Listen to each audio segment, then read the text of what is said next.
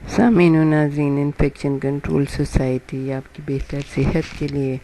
آپ کو بیماریوں سے بچانے کے لیے مختلف ویڈیو کے سلسلے کو جاری کیے ہوئے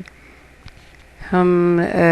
صحت کے بارے میں آپ کو بتا رہے تھے کہ مکمل طور پر صحت مند رہنا اور تندرست رہنا یہ کیسے ممکن ہے۔ تو مہذب جو دنیا ہے، اس وقت سب سے بڑا قاتل مرض جو ہے وہ دل کا مرض ہے، عارضہ قلب جسے کہتے ہیں، اور اس کی مختلف قسمیں ہیں۔ تو اس کے بعد جو ہے دوسرا جو نمبر پہ آتا ہے وہ ہے کینسر، سرطان جس کو کہا جاتا ہے۔ ان دونوں قبیح امراض کے متعلق سب سے چونکا دینے والی بات جو سائنٹسٹ نے کی ہے یا ریسرچر کرتے ہیں، انہوں نے یہ کہا کہ ان قاتل امراض کو بآسانی، احتیاط اور سلامت روی سے روکا جا سکتا تھا۔ یعنی اگر ایک شخص جو ہے وہ دل کا مریض ہے تو اس کا مطلب یہ ہے کہ اس کے پیچھے ضرور ایسی کوئی بے احتیاطی ہوئی ہے کہ جس کی وجہ سے اس کو یہ دل کا مرض لاحق ہوا ہے۔ سرطان کے بارے میں بھی یہی کہہ سکتے ہیں کہ ایسی بے احتیاطی کی گئی ہے کہ زمین جو کہ آپ کا جسم ہے اس کے ساتھ کچھ ایسے مسائل ہوئے ہیں کہ جس کی وجہ سے وہ جو ہے اس نے خراب اثر قبول کیا ہے۔ اچھا، اس میں یہ ہے کہ علاج تو پھر بھی ہو جاتا ہے، اور ظاہر ہے کہ علاج کتنا مہنگا ہے کہ ہمارے جیسے ملکوں میں تو مریض جو ہے نا ختم ہی ہو جاتا ہے، اور اس کے پاس اتنے پیسے نہیں ہوتے غریب کے پاس کہ وہ جو ہے نا اپنا علاج کرا سکے۔ تو ڈاکٹرز یہ کہتے ہیں، ریسرچر یہ کہتے ہیں کہ بہتر یہ ہے کہ جیسے پہلے زمانے میں کہا جاتا تھا کہ پرہیز علاج سے بہتر ہے،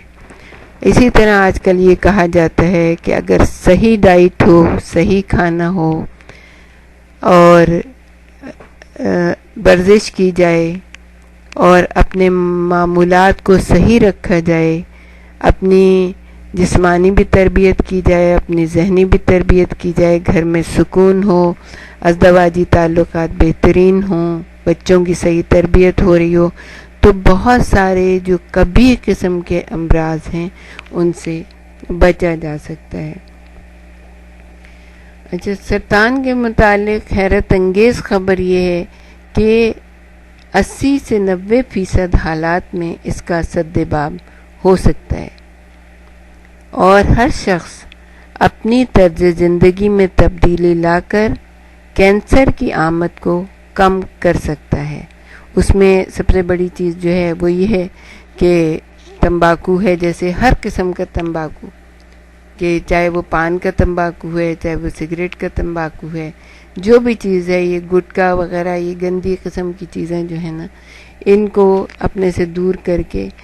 سرطان کا سدباب کیا جا سکتا ہے۔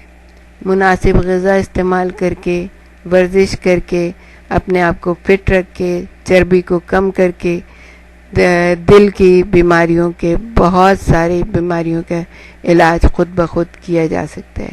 اور بھی بہت ساری جو بیماریاں ہوتی ہیں ان کا علاج گھر کی صفائی، اپنی صفائی، پانی کی صاف ستھرے پانی کے استعمال سے، پانی اور صاف ستھرے پانی کے لیے تو ہم نے بہت ساری ویڈیوز ڈالی ہوئی ہیں کہ پانی کو کس طرح صاف کیا جا سکتا ہے۔ اگر آپ کچھ بھی نہیں کر سکتے، آپ صاف پانی اگر آپ کو گورنمنٹ مہیا نہیں کر رہی ہے یا آپ کے پاس نہیں ہے، تو اتنا کر سکتے ہیں کہ جو بھی پانی ہو اس کو بوائل کر کے ٹھنڈا کر کے استعمال کریں،